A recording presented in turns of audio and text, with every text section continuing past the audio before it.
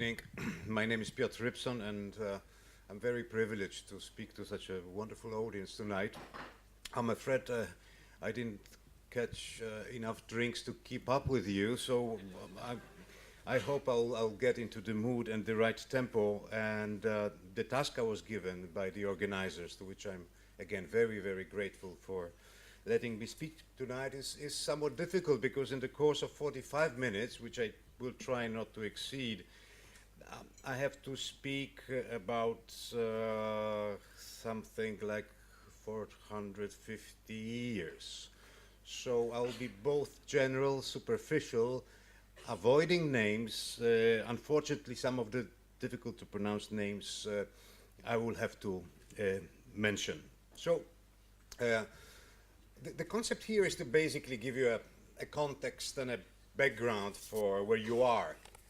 And going back to the last quarter of the 15th century, I want to show you what Poland looked at that time when typography, printing, started to take roots in Poland in the year 1474 in Kraków, south of Poland, the capital of the country at that time.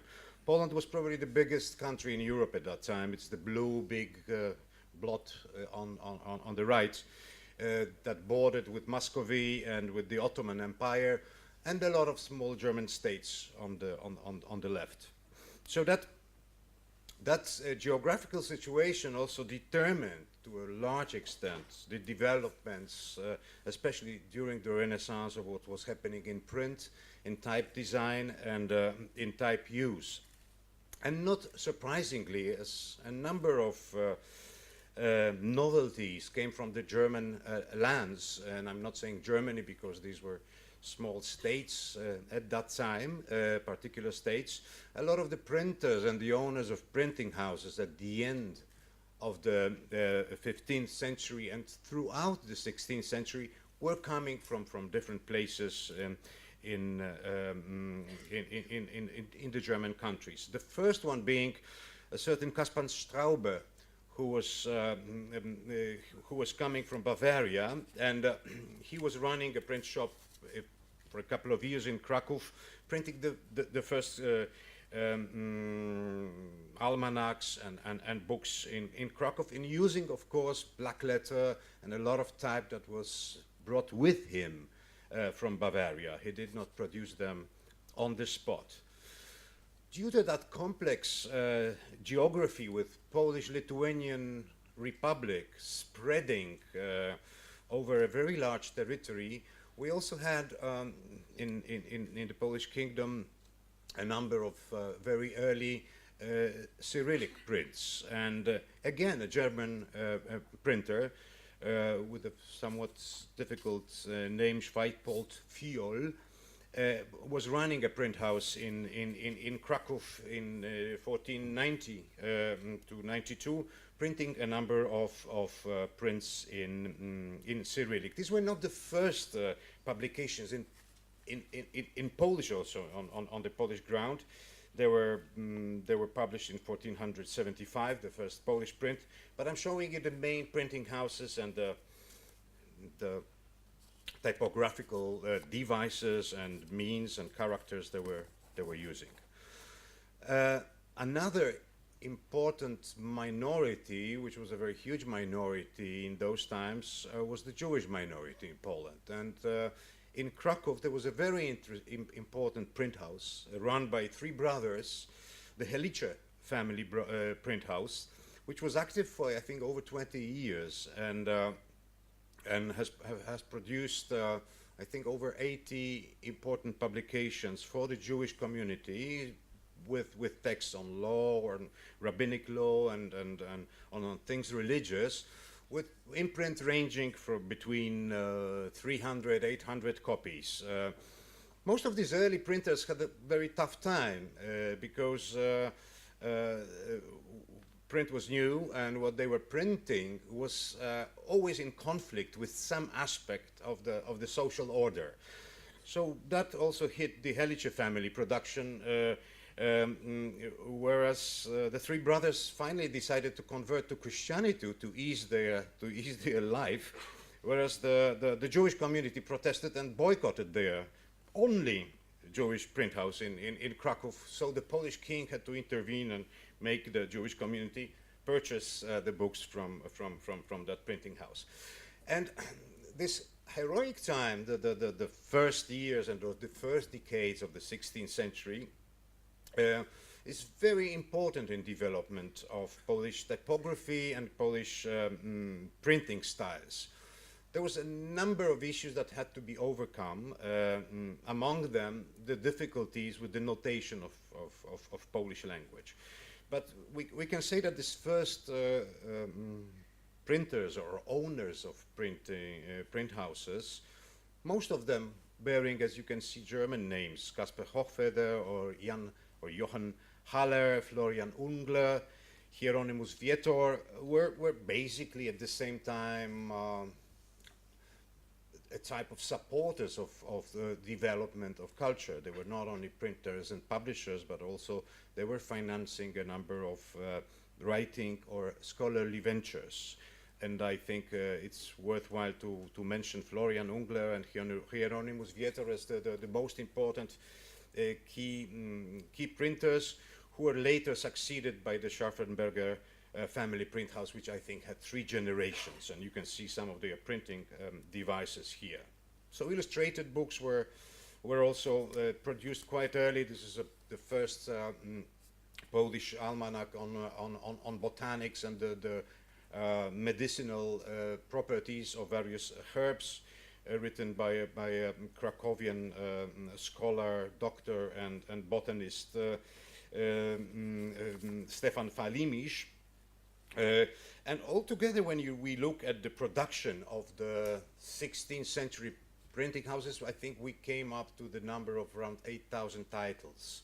But you have to remember that because of this breadth of the country and a certain flatness between the West and the East, Poland was a continuous, since the 17th century, territory of different wars and battles, and nothing goes as fast away as paper, as we know.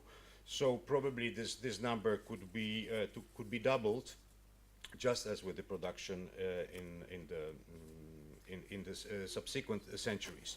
Here I'm showing on a blow-up the characters used, the fonts used for the first edition of the Polish Bible that was produced again in Kraków. Kraków was still the capital of Poland at that time, by Marek Scharfenberg. And the specific Polish characters that had to be adopted from black letter or from Gothic or Fraktur and other types that were either imported from Western Europe or modeled on Dutch, German, sometimes Italian original typefaces. So Fraktur was used and Rotonda was used, different types of Antiqua, etc., etc. But the discrepancies in notation continued basically throughout, notation of the Polish characters continued throughout the 16th century. And here I'm showing a couple of frontispieces of books by different authors from the second half of that century. But 1594 is an important date, as Jan Januszowski, a scholar and printer from Kraków, decided to publish a book called The New Polish Character. And here's my slow-witted mind, you know, originally the lecture was announced as the Polish letter, but of course it's the Polish character. So the title of that book is The New Polish Character, where Januszowski is describing all the difficulties with adopting different typefaces for the specificity of Polish language. And not only he says that different print houses and publishers have their styles, but the problem is with the writers, that the writers themselves, the poets, the scholars, etc., they have their own form of notation, and since their voice is very loud, they are the prominent writers, and this is precisely the moment where literature in vernacular languages becomes something extremely central and important. Before it was all Latin throughout Europe, and suddenly in the 16th century you have this new poetry and new literature written in your own language. So of course the poet and the writer has a lot to speak. So Januszewski was very clever, and I don't know if you can see this on this slide, to compare different styles and explain why he's deciding on his own personal style, because he's designing the typeface from his own cancelesca that he was using in handwriting, in calligraphy. When we look at the 17th century and actually also the 18th century, they do not strike us in novelty or originality. So what I want to show here is the typographic experiment that appears at that time in a number of not only European countries, slightly later also in Latin America, which is a sort of an influence of technological inventions, just as we had with the first computers, or with other technologies that appear in our lifetime, where typography was giving a lot of possibilities to experiment. So there was a lot of experimenting with visual form in Poland, in different languages, in Latin, Polish, German, and so forth. With very ornate production of various pattern poems, visual poems, and so forth. And the best examples probably coming from Gdańsk, from Danzig. This is the city in the north, one of the Baltic capitals, which was one of the richest countries in Europe at that time. It was getting fat from all the wheat that was going down from Ukraine through Danzig onto Western Europe and England. So typography developed there in a very beautiful way, and fortunately, wars or not, we have a wonderful collection of printing experiments and examples that were usually produced on different occasions to honor persons, events, and so forth. By various, very often printer authors actually. Some of them went on later to Stockholm and started their printing houses there, being extremely successful in that previous city of Gdańsk. 17th and 18th century are very marked by turmoil and wars in Poland, and there is even a very interesting moment of return to manuscripts in the 17th century, basically because more people were able to write, maybe more people were able to or willing to publish, but had no means to do so, but also because the infrastructure suffered a lot through the wars in the mid-17th century and later onwards. And I think we can skip pretty much these 2 centuries. Arriving at the end of the 19th century where something really interesting is happening, not unlike Germany or Scandinavia. It's a movement which is called Young Poland, and like Young Germany and Young Scandinavia, and it is of course influenced by the arts and crafts movement, but there is also another dimension to the revival of the notion of beauty in publishing, beauty in printing, beauty in choosing typefaces and illustration, which was a need for a revival of Polish culture, where Poland was still not a country on the political map of Europe. It was gone at the end of the 18th century for close to 120 years. So in the years 1890, the early 1900s, there was a big revival of Polish culture, and with wonderful artists and illustrators such as Stanisław Wyspiański or Józef Mehofer. You won't remember these names, so I'm not going to recite them all, but it's a very important moment in a sort of an awakening of, on the one hand, an aesthetic need in various types of production, but also book production, and on the other, this urge to produce for larger groups of readers or recipients than just the cultural elites. And an important magazine which appeared there, very similar to a number of undertakings of such kind, whether in Germany or in Austro-Habsburg Empire, of which Krakow was actually part of that time, was Chimera, that gathered wonderful artists and very talented writers. And here I'm showing a couple of covers of that magazine. But the moment this wonderful young Polish culture was going through its revival, First World War broke in and changed the map of the European continent totally. So by 1918, you had a totally different setup of blots on the European map, with a number of states coming back on the map or coming for the first time on the map throughout the Central Europe, and the number of changes in Western Europe taking place as well. Russian Revolution in the East and so forth. And this is a moment where a number of things are happening very dramatically, and they are having a great impact on publishing, on typography, on thinking aesthetic. There is an urge for different types of emancipations, I would say. There are emancipations from the past centuries, emancipation from young Poland and so forth.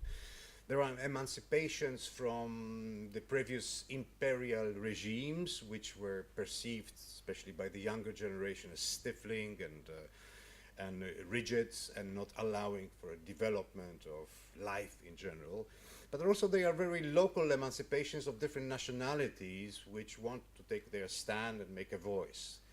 And expressionism is, of course, one of such sweeps that go throughout the Polish cities in the course of 2 or 3 years. It's a very short moment that starts around 1917 and probably is over by 1920. And it's very interesting that you have, Polish expressionism, you have Jewish expressionism. They are all very similar. They all are searching for a form that would be specific to that milieu or that ethnic group. From time perspective, it looks sometimes quite grotesque, because with very strong urge for a national form, at the end you come with forms that are pretty akin and similar. So here I'm showing on the left hand you have the cover of the most important magazine of Poznań, Expressionist. If you took the train to Warsaw, you were passing from Berlin, you were going through Poznań. It was a city that was very close to Berlin. And to the Berlin art scene, connected to German Expressionists and to the Galerie der Sturm and to the magazine Die Aktion and so forth. In the middle you have one of the wonderful artists and designers, Henryk Berlewi, who is very well known as a constructivist, and I'm going to show some of his works later. But here he's still a Jewish expressionist working with the groups Jung Yiddish or Jung Wilna, avant-garde groups of Polish Jewish youth active from Vilnius to Warsaw and Łódź. And on the right side you have a Polish expressionist, futurist, Tytus Czyżewski, and very quickly expressionism is kind of pushed out by the futurist movement, which again comes quite late. And the futurist publications make a lot of stir in 1920, 1921, but basically they are also glittering and shining, as with all things new and bright, for a very short period of time. One of artists that I would like to point to and stop for a while in this very express drive through centuries is Tytus Czyżewski, who was both a painter and a poet. And his typography and his typographical innovations are interesting in the sense that they structurally influence the text itself. So it's not a text designed, but it's a design that stands behind the text and structures the text in a sense. So these are some of his publications from 1919, 1920. And that's a period of, I would say, certain chaos and multitude of directions of different searches that have a futurist background, an expressionist futurist background, changes very much by 1922 due to the activity of basically one magazine and two people, Tadeusz Piper, who was a poet and theoretician, and Władysław Strzemiński, who was a visual artist coming from revolutionary Russia. He was a friend of Kazimir Malevich, and they combined their forces in creating not only a magazine but also a series of publications with designs that were proposing a new typography for the elite reader, basically, and for the young generation. What was very characteristic of that moment was that they had a lot of modern forms in mind, but they didn't have any modern fonts. So most of the production that was done by hand lettering and by basically designed in a painterly way or a graphic designer's way. And this is something that is very important for the Polish character, because this is just as Lech Majewski said in the beginning, you know, letters are very important to us, but also letters in the 20th century were very often kind of hand letters. They were very direct, they were coming very often more from a kind of a painterly graphic side than the precise design side, and this is something that defines, I think, a lot of traits in the aesthetics of the 20th century production in Poland.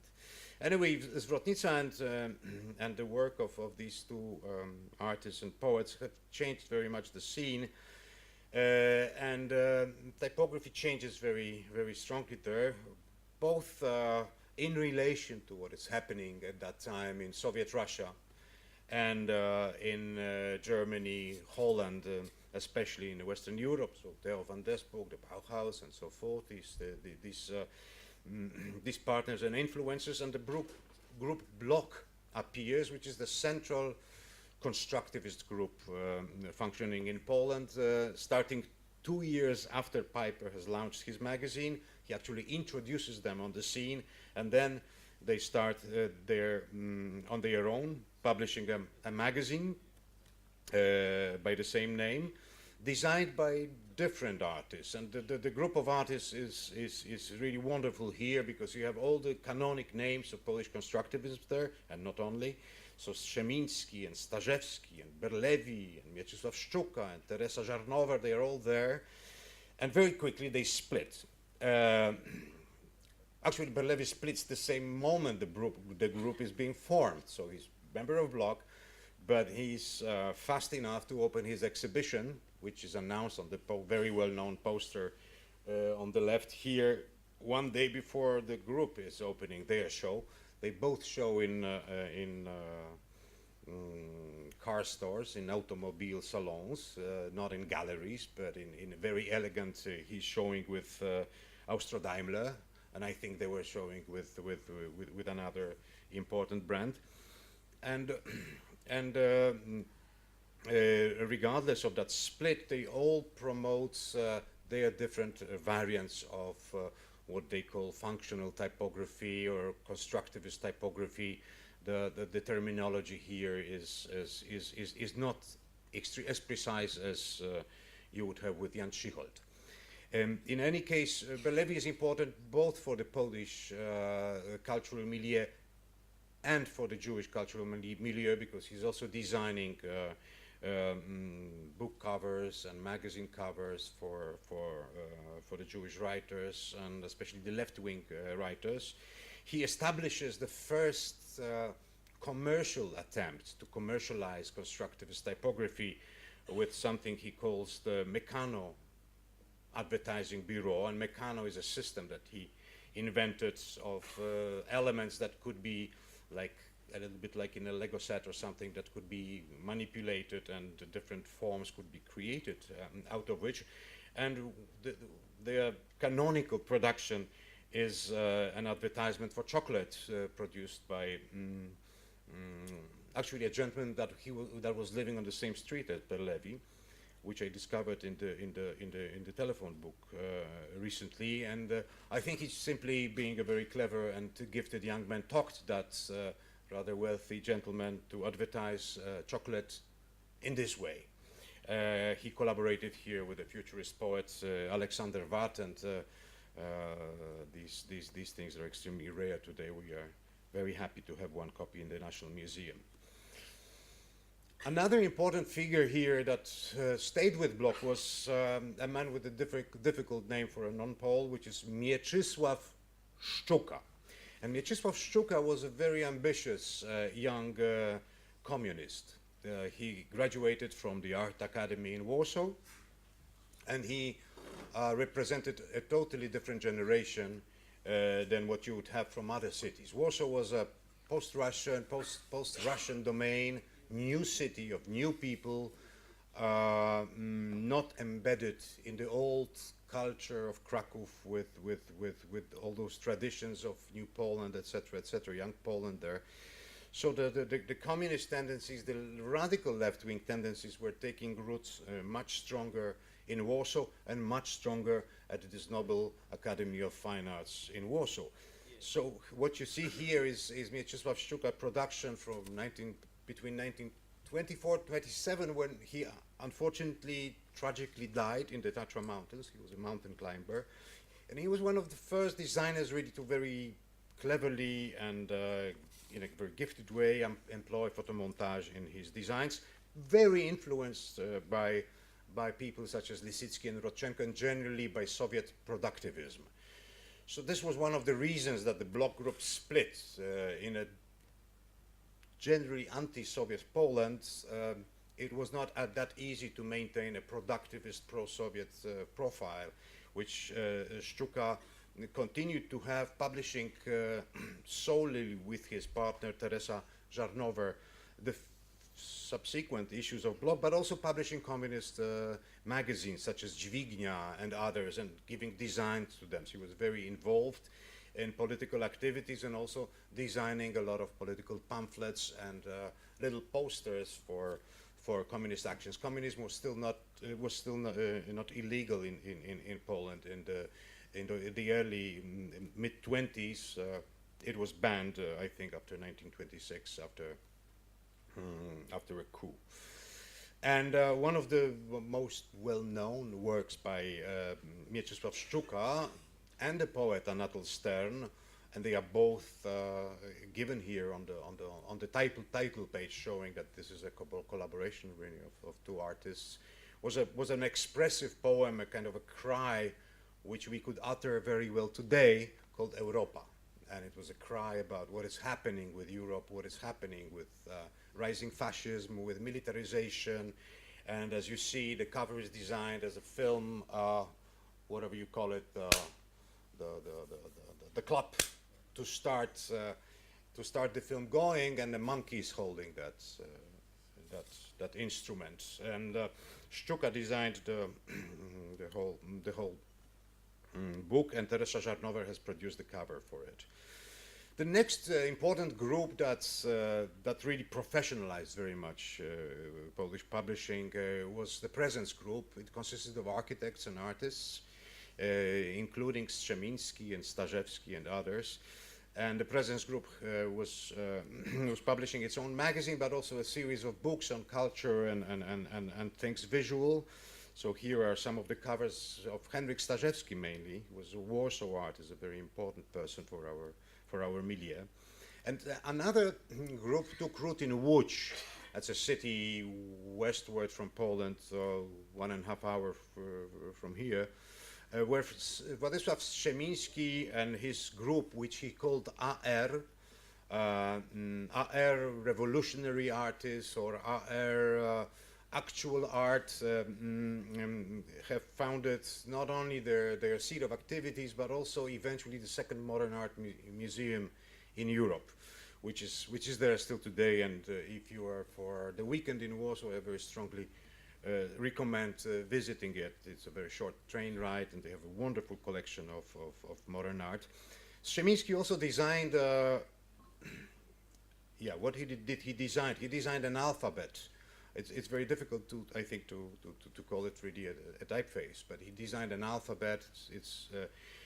It has been redesigned recently by Artur Frankowski, who is here, and it's a very interesting experiment. But What we like, I think, much more are his designs for books of poetry and publishing in the AR series, which you can see here. He was collaborating closely with designers in other countries and with Jan Schicholt and others. He was organizing also exhibitions of functional or modern typography in the 30s in Łódź.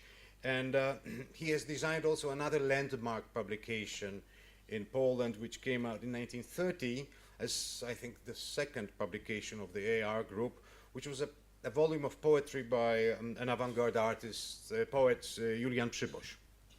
And here they collaborated together to such an extent that the typographer was actually changing the text to structure it in the way he thought was logical. Eventually, Julian Przyboś was not that happy with the result, but we are very happy with the book. There were also other groups and movements. Poland was still quite thick at that time, so all the way east to Lviv, which was a very important cultural capital in Poland and the seat of an avant-garde group called Artes, and this is one of the publications that came out from that circle. Also, Krakow continued its avant-garde tradition, started by Piper with a group of artists and poets, Kazimierz Podsadecki being the main designer there. In terms of typography proper, we can, I think, like point to three moments in the 1930s.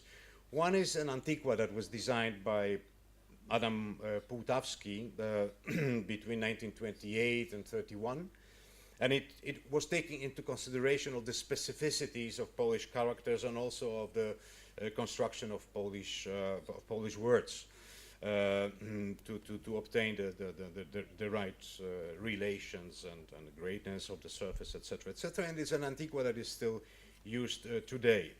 Another very important typeface that is not used in Poland much is the Haim typeface that was widely used in Israel. I think it's still used in Israel. It was designed by Jan Levit. His name changed. He was working first in Poland, then he migrated to London, and he did a lot of works and commissions for Tel Aviv, together with his companion Jerzy or George Him, and he designed Haim for a modern Hebrew typeface, pretty widely used. The third one is an awkward typeface that was an attempt to create a Polish quasi black letter script, I think, which was called Military, and it was designed by two very successful designers that designed things, I would say, for the state and the army. They were called Girs and Barsz, and Military was the proper name for their production, which was eventually used only in very short headlines, and was a very bad type for forming a column. What was dominating, though, in the 30s and in 20s was again this Polish character of the hand. So not only in a very strongly illustrative style, of which I'm going to show just a few examples, but also a very strong emphasis put on the letter, which is a hand-produced letter.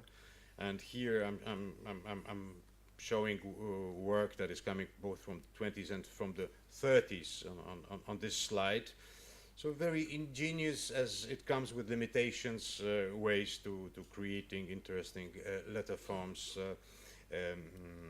by hand. Of course, the work of Strzemiński, Starzewski, the Block, etc., had a very strong impact on publishing, especially more official publishing. Here you have publications of different associations of teachers or architects, etc., that bear one or another a mark of the functional influence. And also architecture had a great role in the development of graphic design, because a lot of the graphic designers were coming not only from the Art Academy in Warsaw or other cities, but from the Polytechnic, where the Department of Architecture knowing already that a lot of the young people will not build a house in their life, apart from their own house perhaps, have to know how to design a cover, how to create a photomontage, and they were all coming out with a set of skills that were allowing them to function on the market, and hence we have a wonderful production of interior magazines from the 30s, architectural magazines, etc., etc., etc. The poster school really started in the 20s and 30s in Poland. It is associated with the heroic, the most important moment from the 50s, 60s, 70s onwards. But it's really those formative years were much earlier, with people such as Gronowski or Norblin and others who were getting great commissions from very big producers, and were creating posters which became by 1930 something, I think, a kind of a staple Polish production, already published and commented in a number of professional magazines throughout Europe. And advertisement, of course, played a strong role, like everywhere. But Polish advertisement, I think, had also its character, its specificity. It had a lot of humor. It went into a narrative and a very illustrative style, especially with the pharmaceutical industry, where for people who are not healthy, you get a lot of humor to to make them buy your products. So this is something very, very specific for that industry. And by 1930, a lot of with the rotogravures coming in, a lot of photographs and photomontages are being employed in advertising, especially by one man, by Nisswa Berman, who is a somewhat forgotten figure in Poland, but someone that has basically left his imprint for a couple of decades and in this country, and we can call him really the main designer of communism in Poland. He was designing, as you can see here on the left, from 1930 onwards for the Polish communists, and before the war and after the war, employing a lot of photomontage in his work. And on the right hand, you have the post-war a line of his covers that are coming from the 1940s and 1950s. Magazines changed very much after 1919, where the modern technology of the roto print was employed, and the photography and the photo spreads are starting to dominate in the designs and in the covers, and also on the covers of different magazines. So that production was extremely rich. And I'm skipping the tragic moment of the war, but basically what happens in 1939 to 1945 is most of that culture being destroyed, physically destroyed, burned, and a lot of that tradition being lost. So I think since a couple of years we are reconstructing a lot of what was happening in the 30s and 20s.